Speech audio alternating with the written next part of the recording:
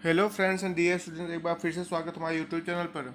और जैसा कि मैं पेट की सीरीज शुरू किया हूं, मैंने पहला प्रैक्टिस सेट करा दिया। अगर आपने अभी तक नहीं देखा तो उसको देख लीजिए। आज मैं प्रैक्टिस सेट 2 लेकर के आया हूँ और एक बेहतरीन प्रश्नों के साथ जो है। तो आइए शुरू करते हैं। और अगर अभी तक आपने मेरे चैनल को सब्सक्राइब नहीं किया है तो प्लीज़ सब्सक्राइब कर लीजिए, जिससे आपको इसी तरह बैक टू बैक वीडियोज़ मिलती रहे और अपने तैयारियों को एक नया आयाम दें। तो आइए शुरू करते हैं, देखते क्या है पहला पर। जैसा कि आप देख रहे हैं, सूची 1 को सूची 2 से मिलाना है। तो देखिए 1564 में जो आपको क्या हुआ, जजिया कर का उन्मूलन हुआ। जी हाँ, तो ए का जो ऑप्शन हो जाएगा वो सी हो जाएगा। ये हो गया सी। और 1575 में इबादत खाना की स्थापना हुई, तो इसका हो गया डी। ठीक है, ये डी हो गया। और 1579 में मजहर की घोषणा हुई, बी। और 1582 लास्ट है वो ए हो गया आपका जो है। इसका मतलब जो हमारा कूट निकल के आया वो क्या हो गया, सी। सी डी बी ए। तो आइए देखते कहाँ है ये ऑप्शन जो है, ये है आपका सी डी बी ए। सी ऑप्शन आपका इसमें करेक्ट हो जाता है। ठीक है गाइस, बहुत ही इंपॉर्टेंट प्रश्न था, इसको ध्यान से देखिए। आइए नेक्स्ट क्वेश्चन देखते हैं क्या है। नेक्स्ट क्वेश्चन है कि किसने एक तरफ संस्कृत मुद्रा लेख के साथ चांदी के सिक्के निर्गत किए।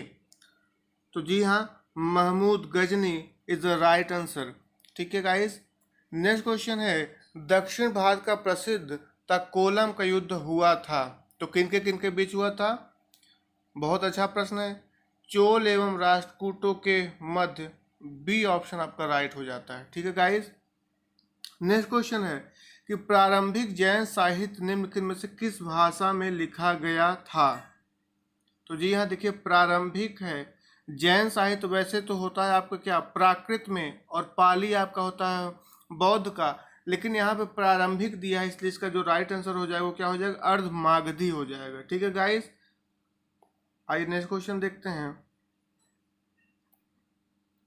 नेक्स्ट क्वेश्चन है, मानव शवदानों में कुत्ते दफनाए गए थे कहाँ पर। तो देखिए जो आपका राइट आंसर हो जाएगा वो बी हो जाएगा, बुर्ज होम में। इसको कैसे याद करना है मैं ट्रिक भी दे रहा हूँ, एक तरह से ट्रिकी कॉन्सेप्ट समझिए। देखिए क्या है, कुत्ते हैं, ठीक है, इनको दफनाया गया कहाँ पर, इसे होम में से याद कर लीजिए, होम में। ठीक है, तो कहाँ पर, होम में, बुर्ज होम। ठीक है गाइस। आइए नेक्स्ट क्वेश्चन देखते हैं। बोर्ड ऑफ कंट्रोल की स्थापना किस अधिनियम के अंतर्गत की गई। तो इनमें से जो आपका राइट आंसर हो जाएगा वो हो जाएगा डी, पिट्स इंडिया अधिनियम 1784। ठीक है गाइस। आइए नेक्स्ट क्वेश्चन देखते हैं।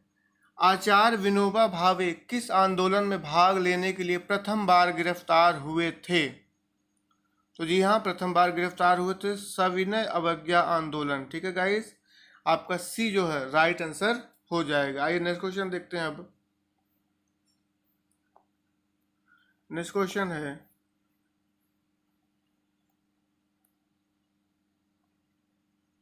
जलियांवाला बाग नरसंहार हुआ। तो देखिए जलियांवाला बाग नरसंहार कब हुआ, बहुत इजी सा प्रश्न है। जी हाँ, 13 अप्रैल 1919। सी ऑप्शन आपको क्या हो जाता है, राइट हो जाता है। ठीक है गाइस। नेक्स्ट क्वेश्चन है, बंगाल के विभाजन को किस वर्ष रद्द कर दिया गया। तो जी हाँ, 1911 में बंगाल के विभाजन को रद्द किया गया। नेक्स्ट क्वेश्चन है, महलवाड़ी प्रथा में किसके साथ राजस्व का बंदोबस्त हुआ था। तो जी हाँ, राइट आंसर हो जाएगा आपका डी, ग्राम समुदाय के साथ समग्र रूप से। ठीक है गाइस। नेक्स्ट क्वेश्चन देखिए क्या है, बहुत इंपॉर्टेंट प्रश्न। अपवाह क्षेत्र की दृष्टि से जो विश्व की सबसे लंबी नदी है। देखिए अपवाह क्षेत्र है, अगर वैसे पूछा जाए तो क्या है, नील नदी हो जाती है। लेकिन अपवाह क्षेत्र के हिसाब से जो पूछा गया प्रश्न है तो ये आपका अमेजन होता है। कैसे याद करना है इसको मैं ट्रिक भी दे रहा हूँ। देखिए यहाँ पे एक वर्ड लिखा है अपवाह में, वाह, ठीक है, और यहाँ पे अमेजन। तो कोई चीज़ अगर अमेजिंग है तो आप उसको क्या बोलते हैं, वाह। ठीक है, तो इस तरह से आप इसको रिलेट कर सकते हैं और इसका जो आंसर होता है वो बी हो जाता है। ठीक है गाइस। चलिए नेक्स्ट क्वेश्चन देखते हैं क्या है, थोड़ा सा तेजी से चलेंगे। ठीक है, प्रधान यामोत्तर तथा विषुवत रेखा के का प्रतिच्छेदन बिंदु अवस्थित है कहाँ पर। तो जी हाँ, अंध महासागर, ए ऑप्शन आपका राइट हो जाता है। अंध महासागर में, एकदम याद कर लीजिए, ये सभी प्रश्न एकदम रटना है, समझ लीजिए, ठीक है। तमिलनाडु में मानसून के सामान्य महीने कौन से हैं? तो जैसा कि आप ऑप्शन देख रहे हैं ABCD में, इसमें से डी ऑप्शन आपका क्या हो जाता है, राइट हो जाता है। सबसे लास्ट में जो है क्या होता है, नवंबर और दिसंबर के टाइम वहाँ पे मानसून होता है, ठीक है। आइए नेक्स्ट क्वेश्चन, निम्नलिखित राज्यों में से कौन से उत्तर प्रदेश के सीमावर्ती राज्य हैं? ठीक है, सीमावर्ती। तो देखिए क्या है, आपको पंजा हटा लेना है, पंजा मतलब पंजाब हटा लीजिए इसमें से, बाकी राजस्थान, छत्तीसगढ़ और झारखंड होगा। तो जो आपका कूट निकल के आता है वो क्या हो, 2, 3 और 4, बी ऑप्शन आपका राइट हो जाता है, ठीक है गाइस। आइए नेक्स्ट क्वेश्चन देखते हैं। 15वां क्वेश्चन है, वर्ष 2001 से 11 की जो अवधि में उत्तर प्रदेश की दशकीय जनसंख्या की वृद्धि दर रही, कितनी रही? ठीक है, तो जो आपका राइट आंसर हो जाता है वो होता है बी, 20.09%। ठीक है गाइस, नेक्स्ट क्वेश्चन है, विशेष आर्थिक क्षेत्र सेज नीति घोषित की गई थी कब? तो जी हाँ, ऑप्शन आपका ए हो जाता है, अप्रैल 2000 में इज द राइट आंसर। ठीक है गाइस, नेक्स्ट क्वेश्चन है, अदृश्य निर्यात का अर्थ होता है? तो देखिए इसको याद कर लीजिए, सेवाएं हमेशा अदृश्य होती हैं, तो बस आपको यही याद करना है, सेवाओं को जो निर्यात है वो अदृश्य निर्यात का अर्थ होता है। ठीक है गाइस, 17 हमने कर लिया। अब आइए नेक्स्ट क्वेश्चन देखते हैं, 18वां प्रश्न है। ठीक है, 18वां क्वेश्चन, खादी ग्रामोद्योग आयोग की स्थापना किस पंचवर्षीय योजना काल में की गई थी? तो बहुत ही इंपॉर्टेंट प्रश्न, जी हाँ, सी ऑप्शन आपका राइट हो जाता है, दूसरी योजना में। ठीक है, नेक्स्ट क्वेश्चन है, गिल्ट एंड बाजार किससे संबंधित है? तो गिल्ट एंड बाजार आपका सरकारी प्रतिभूतियों से संबंधित है, सी ऑप्शन आपका राइट हो जाता है। ठीक है गाइस, नेक्स्ट क्वेश्चन है, भारत सरकार के नीति आयोग जो आर्थिक नीति निर्धारण का चिंतन समूह है में नीति का पूरा स्वरूप क्या है? NITI का फुल फॉर्म पूछ रहा है जो है, ठीक है। तो जी हाँ, जिसको पता है वो तुरंत आंसर करेगा। तो फुल फॉर्म क्या हो जाता है, national institution for transforming India, B is the right answer. ठीक है गाइस, बी आपका सही जवाब हो जाता है। ठीक है, एकदम रट लीजिए इसको। तो नेक्स्ट क्वेश्चन है, सही उत्तर का चयन करना है। देखिए इसमें से क्या सही और क्या गलत है। देखिए क्या कर रहा है कि सभी व्यक्ति पंचायती राज के सदस्य बन सकते हैं, तो जी नहीं, ऐसा नहीं है, ये गलत है। वह व्यक्ति जो राज्य विधानसभा का सदस्य होने की योग्यता न रखता हो पंचायती राज का सदस्य बन सकता है, ऐसा भी नहीं, ये भी गलत हो जाता है। और 25 वर्ष की आयु वाले व्यक्ति ही पंचायती राज का, ऐसा भी नहीं, ये भी गलत है। तो हो क्या, वे सभी लोग जो 21 वर्ष की आयु पूरी कर चुके हैं तथा राज्य विधानसभा के सदस्य चुने जाने की योग्यता रखते हो, पंचायती राज की सदस्यता के लिए योग्य हैं, ये आपका डी ऑप्शन आपका राइट हो जाता है। ठीक है गाइस, नेक्स्ट क्वेश्चन है, कोई विधेयक धन विधेयक है या नहीं, इसका निश्चय कौन कर सकता है या कौन करता है? बहुत ही इंपॉर्टेंट प्रश्न और इजी भी है पॉलिटी का। तो जी हाँ, डी ऑप्शन आपका राइट हो जाता है, लोकसभा का अध्यक्ष। ठीक है, आइए नेक्स्ट क्वेश्चन देखते हैं, बिना अनुमति के कितने दिन संसद से अनुपस्थित रहने पर किसी सांसद को अयोग्य घोषित किया जा सकता है? तो जी हाँ, 60 डेज आपका राइट आंसर हो जाएगा। ठीक है, अब देखिए नेक्स्ट क्वेश्चन है, निम्नलिखित में से किनको विधि के शासन के प्रमुख लक्षणों के रूप में माना जाएगा? तो देखते पढ़ते हैं क्या है, शक्तियों को परिसीमन, हाँ ठीक है, विधि के समक्ष समता, ये भी ठीक है, और सरकार के प्रति जन उत्तरदायित्व, जी नहीं, ये गलत है, और स्वतंत्रता और नागरिक अधिकार, ये सही है। मतलब ये कूट वाला प्रश्न है, देखते हैं क्या है। तो 1, 2 और 4 आपका जो सही आंसर निकल के आएगा यहाँ पर, ये देखिए, ये तो 1, 2 और 4, हाँ, सी ऑप का जो है क्या हो जाएगा, राइट आंसर हो जाएगा। आपका जो राइट आंसर है वो क्या है, सी है। ठीक है गाइस, नेक्स्ट क्वेश्चन है, भारतीय संविधान इनमें से किसका सर्वाधिक ऋणी है? तो ये तो आप देखते ही आंसर दे दिए होंगे, जी हाँ, भारत सरकार अधिनियम या भारत शासन अधिनियम 1935। नेक्स्ट क्वेश्चन है, रक्त होता है, रक्त कैसा है? तो देखिए इन चार ऑप्शन में से रखते क्या है, संयोजित तरल ऊतक होता है। ए आपका राइट आंसर हो जाता है। निम्नलिखित जंतुओं में से किन में 3 प्रकोष्ठ वाला हृदय होता है? तो देखिए जो आपका 27वां क्वेश्चन, किन में 3 हृदय वाला प्रकोष्ठ होता है? जैसे मनुष्य में तो 4, इनमें देखिए क्या है, मेढक। जी हाँ, मेढक। और मेढक क्या है, एक एम्फीबिया वर्ग का प्राणी है। ठीक है गाइस, ये भी पूछता है कि मेढक किस वर्ग का है, कि एम्फीबिया वर्ग का है। ठीक है। भारी जल है एक, नेक्स्ट क्वेश्चन है, भारी जल है एक, D2O। ठीक है, तो जी हाँ, मंदक। क्या है, मंदक। बी ऑप्शन आपका राइट हो जाता है। 29 क्वेश्चन बहुत इंपॉर्टेंट प्रश्न है। घरेलू बिजली के तार जो घरेलू बिजली के जो तार आधार रूप में कैसे है? तो श्रेणीबद्ध संयोजन होता है, समांतर होता है, या दोनों होते हैं? प्रत्येक कक्षा में श्रेणीबद्ध संयोजन और दूसरी जगह समानांतर। देखिए जिसका जो आपका आंसर निकल के आएगा वो क्या हो जाएगा? जी हाँ, समानांतर होता है। ठीक है, क्या होता है? 29 का बी आपका राइट आंसर हो जाएगा, समानांतर। देखो कैसे याद करना है, मैं मेमोरी ट्रिक भी दे रहा हूँ, उसको कैसे याद करना है। तो जब आप घरों में तार लगवाते हैं, जो आपका बोर्ड लगता है, कनेक्शन कराते हैं, चाहे पंखे कूलर का, तो आप क्या करते हैं, इक्वल ही होता है ना, कहीं ऐसा ना कहीं ज़्यादा तार लगा दे, ऐसा तो नहीं होता ना। ठीक है, तो इस तरह आपका समान जगह, अपने घर में आप समान जगह बिजली दौड़ाते हैं, तो इस तरह से आपको याद कर सकते हैं और आपको कभी कंफ्यूजन भी नहीं होगा। Just memory trick. आइए नेक्स्ट क्वेश्चन देखते हैं क्या है। डेसिबल किसे नापने के लिए प्रयोग में लाया जाता है? तो डेसिबल, जैसा कि आपने देखा, डेसिबल ये वर्ड देखते ही आपको क्या करना है, सीधा सीधा ध्वनि दिमाग में आना चाहिए। तो ध्वनि है तो किस में है, वातावरण में। ध्वनि आपका राइट आंसर हो जाएगा। देखिए मैथ का क्वेश्चन आ गया है।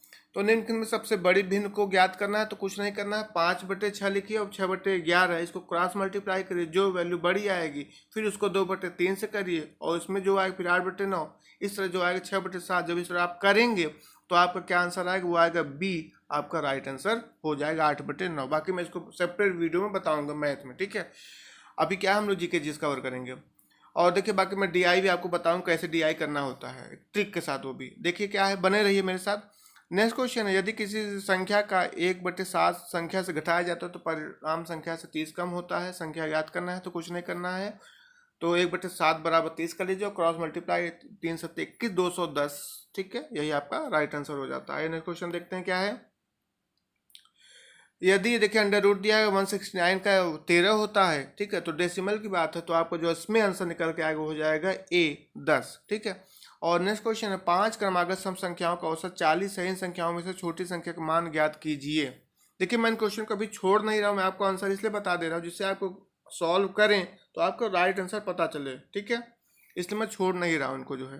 बाकी मैं जब सॉल्व करके बताऊंगा तो वो सेपरेट वीडियो में सिर्फ मैथ और रीजनिंग ही उसमें होगा। ठीक है, तो जो इसका आंसर निकल कर इसको आप सॉल्व करिएगा। बाकी इसका जो है बी आंसर आपका राइट हो जाता है, 36। ठीक है, आइए नेक्स्ट क्वेश्चन देखते हैं क्या है। देखिए ये दिया है नेक्स्ट क्वेश्चन, एक गांव में 200 व्यक्तियों में से 111 साक्षर है, गांव के अशिक्षित लोगों का प्रतिशत ज्ञात करना है। ठीक है, तो कुछ नहीं करना है। देखिए क्या है, आपका 200 है, 200 में से पहले 111 आप घटा दीजिए, तो जब आप घटाएंगे तो कितना आएगा, 89 आएगा। ठीक है, और 89 में आप देखिए 200 टोटल होगा तो 200 लिख दिया। ठीक है, और परसेंटेज निकालना तो इंटू 100, इसको आप दो जीरो काट दिए, और 200 जब भाग देंगे 89 में तो आपका क्या आएगा, ये 44.5% आपका क्या हो जाएगा, राइट आंसर हो जाएगा। ठीक है गाइस, ठीक है, आइए नेक्स्ट क्वेश्चन देखते हैं क्या है। कामायनी के रचनाकार हैं, तो कामायनी के रचनाकार कौन हो गए? जी हाँ, जब आप कोई कामना करते हैं किससे, शंकर जी से, तो जी हाँ ऐसे आप याद कर सकते हैं। बाकी बहुत आसान प्रश्न है, जयशंकर प्रसाद। ठीक है गाइस, दूध का धुला होना, तो बिल्कुल आसान सा मुहावरा है, निर्दोष होना। ठीक है, और आइए नेक्स्ट देखते हैं हिंदी वर्तनी। तुम इसका दाम देते जाओ, तुम इसका दाम देते जाओ, तुम इसका दाम देते जाओ, तुम इसका दाम देते जाओ, इसको आप पढ़ते ही समझ चुके होंगे। जी हाँ, बी आपका क्या है, शुद्ध है, तुम इसका दाम देते जाओ। कौन सा जोड़ा समरूपी भिन्न है? देखिए तो अवधि है, एक अवधि है, अनुचर नौकर आदि अंत अभिनय नाटक, ये सभी जुड़े हैं, लेकिन अवधि जो है आपकी देखिए ये अवधि है, ये क्या है आपका टाइम हो गया, क्या है, एक टाइम है, और ये एक अवधि है, डायलॉग मन से बोली है। ठीक है, ये आपका क्या है, बोली हो गई, तो ये दोनों क्या डिफरेंस हो गए, इसलिए आपका यही आपका क्या है, भिन्न है। ठीक है, ये ऑप्शन आपका भिन्न है। ठीक है, नेक्स्ट है, निम्न में से कौन सा शब्द चंद्रमा का पर्यायवाची नहीं है? तो देखिए विधु, शशि, चांद ये सभी हैं, लेकिन जो सूत है इसका मतलब होता है सारथी, तो ये क्या है? भिन्न है। ठीक है, अब हम पैसेज पे आ गए हैं और पैसेज में जबरदस्त ट्रिक मैं आपको दे रहा हूँ। देखिए क्या है ट्रिक। ठीक है, सबसे पहले पैसेज की ट्रिक यही है कि आपको पैसेज पढ़ना नहीं है। ठीक है, आपको क्वेश्चन देखना है, उसके बाद उसका जो वहाँ पे जो 4 ऑप्शन दिए हैं उसको आप मेमोरी में से रख दे, आप पढ़ेंगे तो आपको समझ में आ ही जाएगा। कभी कभी क्या होता है, आप पूरा पैसेज जब पढ़ेंगे तो 1 से 2 क्वेश्चन ही रहते हैं। ठीक है, तो बहुत ज़्यादा उसको देखना नहीं, सबसे पहले आप क्वेश्चन देखिए, उसके बाद पैसेज लगाए। पैसेज पढ़ने के बाद फिर आप क्वेश्चन पढ़ेंगे, फिर उसका आंसर पैसेज ढूंढेंगे, इससे टाइम का पूरा लॉस होता है। ठीक है, अभी देखिए कैसे आप एकदम बहुत जल्दी से आंसर देंगे। ठीक है, तो पहले आप क्वेश्चन देखिए क्या है, एक बार क्वेश्चन देख लीजिए। यहाँ तक देखिए पैसेज था, उसके बाद ये देखिए क्वेश्चन है। पहले देखिए कितने क्वेश्चन, सिर्फ एक क्वेश्चन है, इतने बड़े पैसेज को सिर्फ एक क्वेश्चन मिला हुआ है। ठीक है, तो देखिए एक क्वेश्चन क्या है, कभी कभी तो आप बिना पढ़े भी जवाब दे सकते हैं। जैसा कि इसमें देखिए पहला क्वेश्चन है कि what did the pre historic man look like? जो आद्य ऐतिहासिक थे वो आदमी तो कैसे दिखते थे? ठीक है, तो हमें पता है भाई कि जो है वनमानुष। ठीक है, क्योंकि बोर मीन्स होता है जंगली सुअर और एपी मतलब होता है वनमानुष। ठीक है, तो बस यही आपका आंसर क्या हो जाता है? राइट हो जाता है, बी इसका राइट आंसर है। बाकी इसको मैं इसको आपको पैसेज में भी दिखा देता हूँ, जब आप इसको पढ़ेंगे, पढ़ते जाएंगे। देखिए यहीं पे आ गया ये देखिए एपी आ गया ना। ठीक है, तो कितना आसान है। अब आइए देखिए क्या नेक्स्ट क्वेश्चन है। देखिए ग्रामर से आ गया है कि पॉइंट आउट द जो पोर्शन, देखिए इसमें मिस्टेक देखना है कि the poors are always help by them who are kind and generous. तो देखिए ABCD बना हुआ है, तो देखिए आपको मैं बता दूं द पुअर्स नहीं होता, द पुअर होता है। इसको हटा दे तो आपका सेंटेंस सही हो जाएगा, क्योंकि द पुअर मतलब होता है पुअर पीपल। ठीक है, तो यहाँ पर जो एरर है वो ए में है, तो ये आपका ए आपका ठीक है राइट आंसर इसमें हो जाएगा, इसी में मिस्टेक है। नेक्स्ट क्वेश्चन है I gave him a punch on dash nose. यहाँ पे आपका आर्टिकल भरना है। ठीक है, तो देखिए क्या आर्टिकल डिटर्मिनर है, जो भी चीज़ें से दिया गया है प्रीपोजिशन क्या आएगा। जैसे इन्हीं में से द है, टू है, एन है, ए है। तो जी हाँ, अगर रूल आपको पता है तो देखिए आर्टिकल 2 होते हैं, डिफिनिट और इनडिफिनिट। ठीक है, मैंने आपको पढ़ाया भी, आप मेरे प्लेलिस्ट में चेक कर सकते हैं जबरदस्त ट्रिक के साथ। ठीक है, तो जो डिफिनिट आर्टिकल वो द है और इनडिफिनिट ए एन। तो डिफिनिट द क्या होता है, एक निश्चित, जो निश्चित होता है उनके साथ हम द का प्रयोग करते हैं। तो देखिए नोज क्या है, आई गेव हिम अ पंच, मैं एक पर्टिकुलर की बात कर रहा है नोज पर, तो यहाँ पे क्या हो जाएगा, द हो जाएगा। ठीक है, एक रूल और मैं बता दे रहा हूँ कि जो बॉडी पार्ट्स होते हैं उनके पहले भी हम क्या प्रयोग करते हैं, द का प्रयोग करते हैं। तो इस हिसाब से यहाँ पर द भरा जाएगा। ठीक है गाइस, आई होप आपको समझ में आया होगा। बाकी आप मेरी प्लेलिस्ट देख लीजिए, आर्टिकल मैं पढ़ाया हुआ हूँ, आप उसको एक बार देख लेंगे, आपको कभी गलत नहीं होगा, वो भी एक जबरदस्त ट्रिक से जो है। आइए नेक्स्ट क्वेश्चन देखते हैं क्या है। नेक्स्ट है, देखिए यहाँ पर डायरेक्ट इनडायरेक्ट का क्वेश्चन आपको मिलेगा। I ask why he was looking through the की होल। अगर आपको इसको थोड़ा सा रूल आप पढ़े हैं तो आप इसको बेसिकली बना लेंगे, बहुत आसान सा होता है। ठीक है, तो देखिए जो इसका राइट आंसर निकल के आएगा वो हो जाएगा क्या, see. Why are you looking through the की whole, I said. Ask Joe he said में चेंज हो जाएगा। ठीक है, बाकी सब कुछ उसी तरह हो जाएगा। ठीक है, बाकी वॉज है, तो ये सब रूल है, रूल अगर आप पढ़ेंगे तो समझ जाएंगे कैसे क्या है। ठीक है, बाकी मैं उसका भी वीडियो ले आऊँगा जो है। नेक्स्ट देखिए क्या है, अब यहाँ पे वॉइस से प्रश्न बना है। She took the dog for a walk. ठीक है, वॉइस कैसे, तो देखिए सब्जेक्ट का हम ऑब्जेक्ट करते हैं और ऑब्जेक्ट का सब्जेक्ट में चेंज करते हैं, बाई लगाते हैं, V3 लगाते हैं, और जो वर्ब दी रहती है हेल्पिंग वर्ब उसको भी प्रयोग करते हैं। तो कैसे पता है, देखिए क्या है, जिससे टुक दिया गया है V2 V3 फॉर्म अगर है V2 है, तो इसके पहले हमें क्या करना होगा जो है कि ये मतलब कि ये पास्ट इंडिफिनिट का सेंटेंस है। ठीक है, इसका जो हम हेल्पिंग वर्ब लेंगे एक स्टेप आगे जाएंगे, मतलब एक घर आगे जाएंगे, तो पास्ट इंडिफिनिट के बाद क्या है, पास्ट कॉन्टिन्यूअस मिलता है। उसमें जो हेल्पिंग वर्ब होती है वो वाज और वेयर की होती है। तो बस आप देख लीजिए कि वाज वेयर क्या है, यहाँ पे डॉग हमारा ऑब्जेक्ट, इसको इधर ले आइए आप जो सब्जेक्ट बन के, तो डॉग क्या हो जाएगा, द डॉग वॉज अब V3।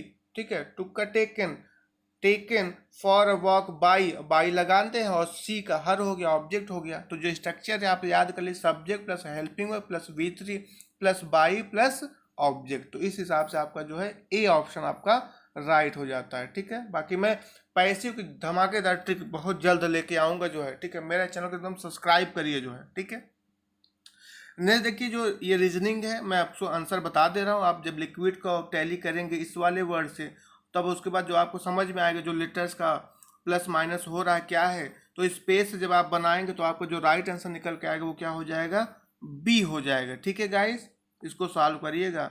नेक्स्ट क्वेश्चन है, एजाज का जन्म 5 जनवरी 2015 को हुआ था, जबकि फैज का जन्म उसके 553 दिनों के बाद हुआ। तो बस कैलेंडर का क्वेश्चन सिंपल है, आप जोड़ घटा दीजिए, आपका आंसर मिल जाएगा। इसको घर पे जरूर लगाइए जो है, तो ये आपका ए आंसर इसका राइट हो जाता है। ठीक है, नेक्स्ट क्वेश्चन देखिए, ये भी एक क्या है, रीजनिंग से ही है। इसको जब आप सॉल्व करेंगे तो आपका क्या आएगा, बी आएगा आपका राइट आंसर। ठीक है गाइस, नेक्स्ट क्वेश्चन देखिए क्या है, उस विकल्प को चयन करना जो तीसरे से ठीक उसी तरह संबंधित जिस प्रकार दूसरा शब्द पहले से संबंधित है। ठीक है, थोड़ा सा तेज चलेंगे क्योंकि हमें 100 क्वेश्चन कवर करने हैं। ठीक है, तो जैसे त्वचा का बाल हो गया तो भूमि का, जी हाँ त्वचा पे बाल होते हैं, तो भूमि पे एकदम सही आपने बताया, जी हाँ घास। ठीक है, आइए नेक्स्ट देखते हैं क्या है। अब देखिए ये थोड़ा करंट से रिलेट हो रहा है, और ये तो हेल्प कूट वाला है। इसमें देखिए क्या है कि वक्तव्य कह रहा है कि दिल्ली में प्रदूषण और वायु की गुणवत्ता स्वीकार स्तर से परे है। यह उद्योगों और वाहनों द्वारा हुए प्रदूषण के कारण है। कार्यवाही क्या होनी चाहिए, देखिए क्या वाहनों को, पहला है वाहनों को क्रमशः विषम और सम दिनों में चलाने के लिए समूहों में विभाजित किया जाना चाहिए। ठीक है, बिल्कुल केजरीवाल जी ने ऐसा किया है। ठीक है, और दूसरा कह रहा है कि सरकार को नए कारखानों और वाहनों को पंजीकरण रोकना चाहिए। भाई इतनी गरीबी पहले है, अब कारखाने भी बंद कर देंगे तो और गरीबी हो जाएगी। तो इस हिसाब से ये बात तो एकदम गलत हो जाती है, इसलिए केवल एक अनुसरण करता है। एकदम आराम से समझिए, एकदम माइंड लगाइए, आप बिल्कुल टैकल कर लेंगे प्रश्नों को। ठीक है, आइए नेक्स्ट देखते हैं क्या है। नेक्स्ट क्वेश्चन इधर है, ये आइए यहाँ पर, ये देखिए। निम्न में से कौन सी किताब सरोजनी नायडू द्वारा लिखित नहीं है। ये भी ध्यान दीजिए कि हाँ पूछा है कि नहीं पूछा है। ठीक है, तो नहीं है, तो देखिए इसमें से जो उनकी पुस्तक नहीं है वो है सी द गोल्डन बर्ड। ये ग्रीम ब्रदर्स की है। जी हाँ, बाकी इनकी द ब्रोकन विंग्स और जितनी भी दी गई हैं ये सभी हैं। सी ऑप्शन इनका नहीं हो, किसका है, ग्रीम ब्रदर्स का है। ठीक है, नेक्स्ट क्वेश्चन है, मोहिनी अट्टम नृत्य रूप निम्नलिखित में से किस राज्य से संबंध है। जैसा ही अट्टम लगेगा आप सीधा केरल टिक मारिए, आपका आंसर सही हो जाता है। बाकी उड़ीसा का उड़ीसी, कर्नाटक का यक्षगान और तमिलनाडु का भरतनाट्यम है। ठीक है, तमिलनाडु का कैसे, देखिए तमिल मिल और भारत मिल, इस तरह से भी आप याद कर लीजिए। आइए नेक्स्ट देखते हैं, निम्नलिखित में से कौन सी गैस ग्रीन हाउस गैस नहीं है। तो इनमें से नाइट्रोजन नहीं है, बाकी मीथेन, जलवाष्प और कार्बन डाइऑक्साइड है। नेक्स्ट क्वेश्चन है 54, परितंत्र के दो मूल घटक हैं। तो दो मूल घटक कौन से हैं, जी हाँ आपने बता दिया, बी ऑप्शन जैविक और जैविक। ठीक है, आइए नेक्स्ट क्वेश्चन देखते हैं। पोर्ट ब्लेयर की जो राजधानी है पूछ रहा है, तो जी हाँ आसान सा प्रश्न, ए ऑप्शन आपका राइट हो जाता है, अंडमान और निकोबार द्वीप समूह। नेक्स्ट क्वेश्चन, निम्नलिखित में से कौन सी भूमि किसी भी देश के स्वामित्व में नहीं है। तो किसी भी देश के स्वामित्व में नहीं है, कौन सा, अंटार्कटिका। ठीक है गाइस, नेक्स्ट क्वेश्चन, राष्ट्रपति द्वारा राज्यसभा में कितने सदस्यों को नामित किया जा सकता है। तो देखिए कितने सदस्यों को नामित किया जा सकता है, राज्यसभा में पूछ रहा है, तो जी हाँ 12। अनुच्छेद 80 क के तहत अगर लोकसभा पूछता तो 2। ठीक है गाइस, आइए नेक्स्ट क्वेश्चन देखते हैं, थोड़ा सा स्पीड से चलना होगा। डैश है मंदिर एलोरा महाराष्ट्र में स्थित एक प्राचीन हिंदू मंदिर जो चट्टानों काट कर बनाए गए सबसे बड़े मंदिरों में से एक है। जी हाँ, डी ऑप्शन हो जाएगा, कैलाश मंदिर की बात हो रही है। ठीक है, और इसको बनवाया किसने था, राष्ट्रकूट राजा कृष्ण प्रथम ने। ठीक है, नेक्स्ट क्वेश्चन है, भारत श्रीलंका और मालदीव के बीच समुद्री सुरक्षा को लेकर हाल ही में कोलंबो में आयोजित त्रिपक्षीय वार्ता में भारत की ओर से हिस्सा लिया था, किसने। जी हाँ, बी ऑप्शन आपका राइट है, अजीत डोभाल जी ने। आइए नेक्स्ट क्वेश्चन देखते हैं, 60 क्वेश्चन आ गया है। हाल ही में संपन्न हुए संघाई सहयोग संगठन एससीओ के 20वें सम्मेलन संदर्भ निम्न कथनों में से कौन सा कथन सत्य है? एकदम ध्यान से देखिए और ध्यान से जवाब करिए, क्योंकि करंट बहुत इंपॉर्टेंट है। ठीक है, तो देखिए इसमें क्या हो जाएगा आपका आंसर। जी हाँ, 1 और 3 आपका आंसर सही है। ठीक है, पहला है कि इस बैठक की अध्यक्षता रूस के राष्ट्रपति व्लादिमीर पुतिन ने की थी, ये बात सही है।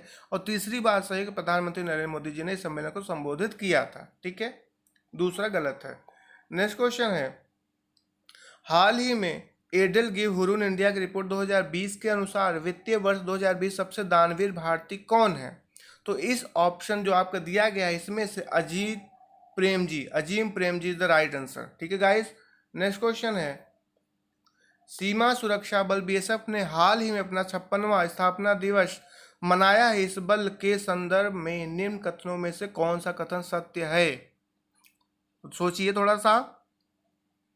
केवल 3 सही है। जी हाँ, केवल 3, बी आपका राइट आंसर हो जाता है। ठीक है, चलिए आइए नेक्स्ट क्वेश्चन देखते हैं। थोड़ा सा तेजी से चलेंगे क्योंकि वीडियो लंबी ना हो। ठीक है, आइए देखते हैं। नेक्स्ट क्वेश्चन है, भारत ने हाल ही में MRSM का सफल परीक्षण किया है। इस मिसाइल के संदर्भ में निम्न कथनों में से कौन सा कथन सत्य है? तो देखिए कौन सा कथन सत्य है। पहला तो एकदम गलत हो गया, ठीक है, और दूसरा सही है और तीसरा भी सही है। तो आपका जो राइट आंसर निकल के आएगा वो बी, दूसरा और तीसरा। ठीक है गाइस, आइए नेक्स्ट देखते हैं।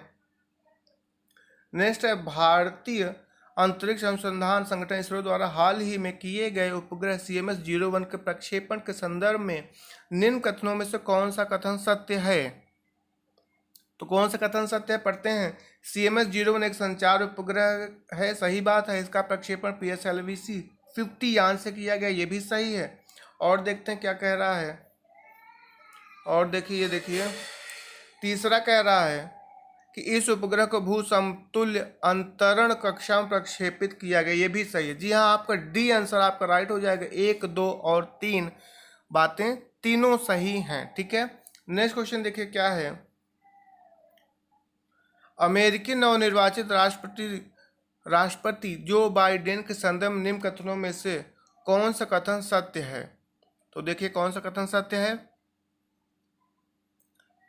1, 2 और 3 तीनों कथन सत्य हैं। ठीक है, डी ऑप्शन आपका राइट हो जाएगा।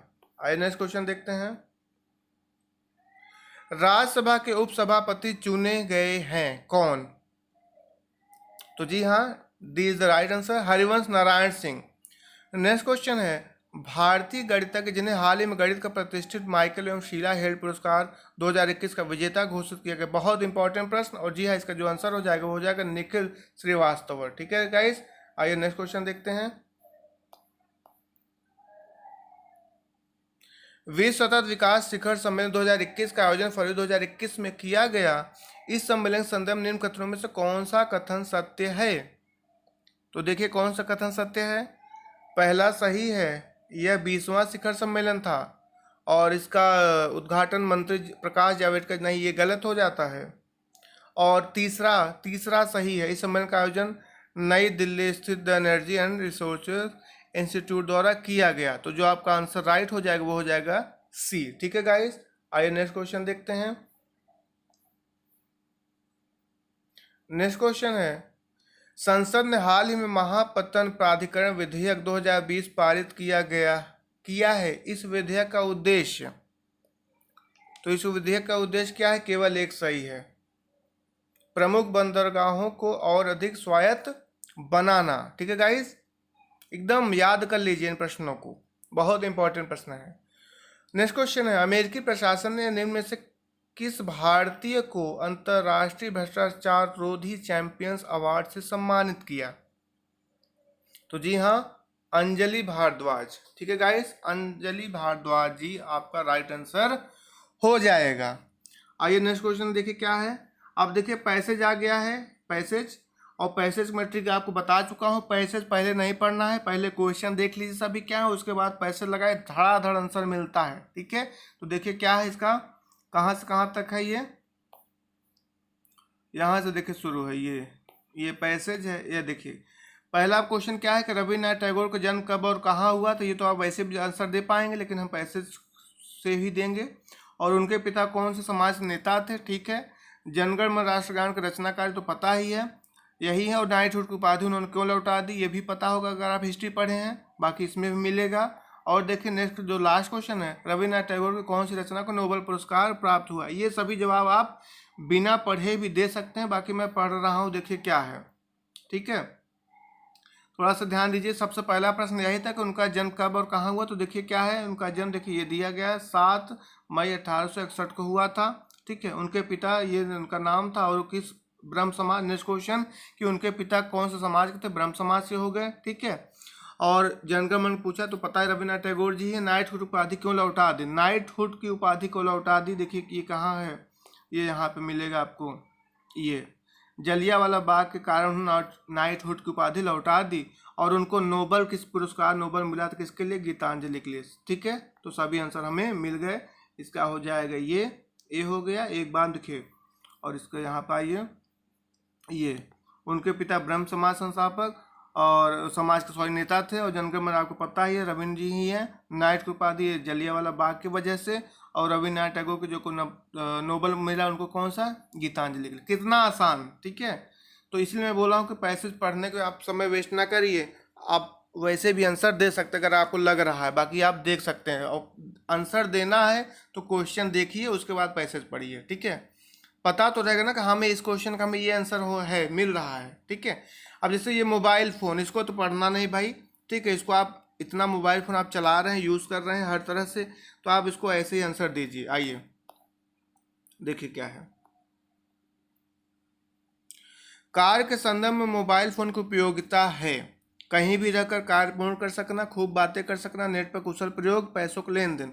तो देखिए ये तीनों तो आप करते ही कर, लेकिन आप सबसे इंपॉर्टेंट क्या है, ए, कहीं भी रहकर आप ये सभी चीज़ें कर सकते हैं, ठीक है।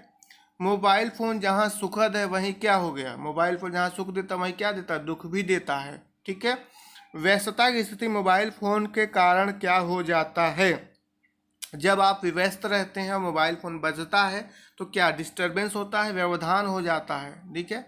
व्यवधान उत्पन्न हो जाता है। क्या आप पैसेज पढ़ रहे हैं, नहीं, आप ऐसे ही आंसर दे रहे हैं, ठीक है। आइए नेक्स्ट देखते हैं। ये देखिए क्या है, गद्यांश का उचित शीर्षक होगा, तो बस आपको पता है गद्यांश का उचित शीर्षक क्या है, अरे बोलिए भाई।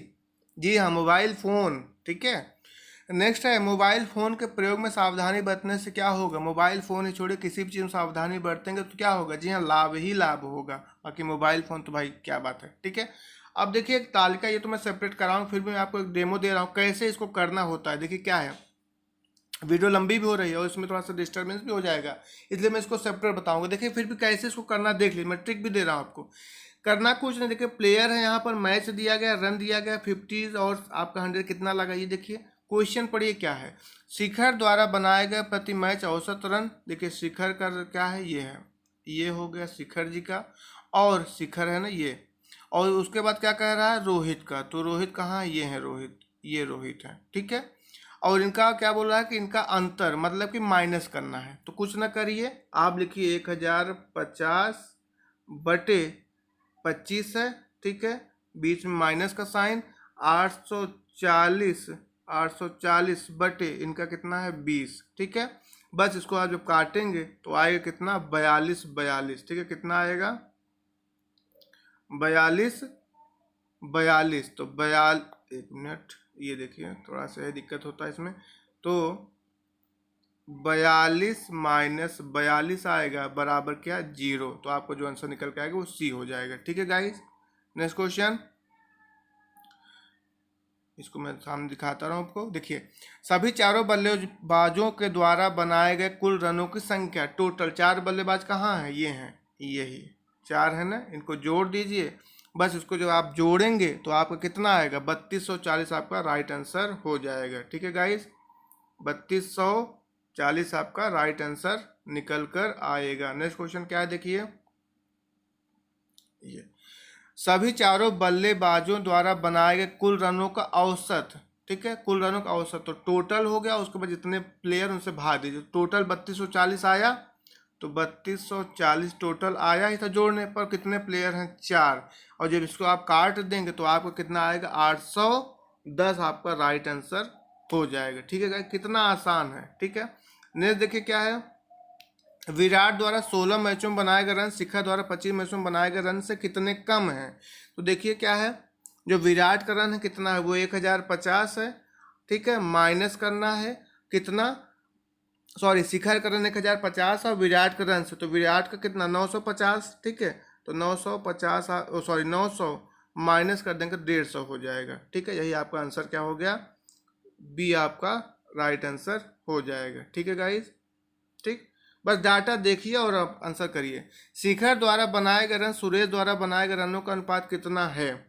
तो देखिए शिखर का तो कितना है पता है हमें, जो 1050, ठीक है, शिखर का 1050 रेशियो, और सुरेश का पूछा, सुरेश का कितना दिया गया था, जी हाँ 450, ठीक है। बस इसको आप कट कर दीजिए, आपका आंसर आ जाएगा कितना, 7:3, ठीक है, यही आपका आंसर हो गया, ठीक है। यहाँ पर आप देखिए सुरेश दिया गया ना, ये देखिए, ये है सुरेश, 450 इनका है और शिखर इतना, इन्हीं का क्या पूछ रहा है, अंत वो पूछ रहा है, रेशियो पूछ रहा है, बस इसको कट कर दीजिए, 7:3 आ गया, ठीक है।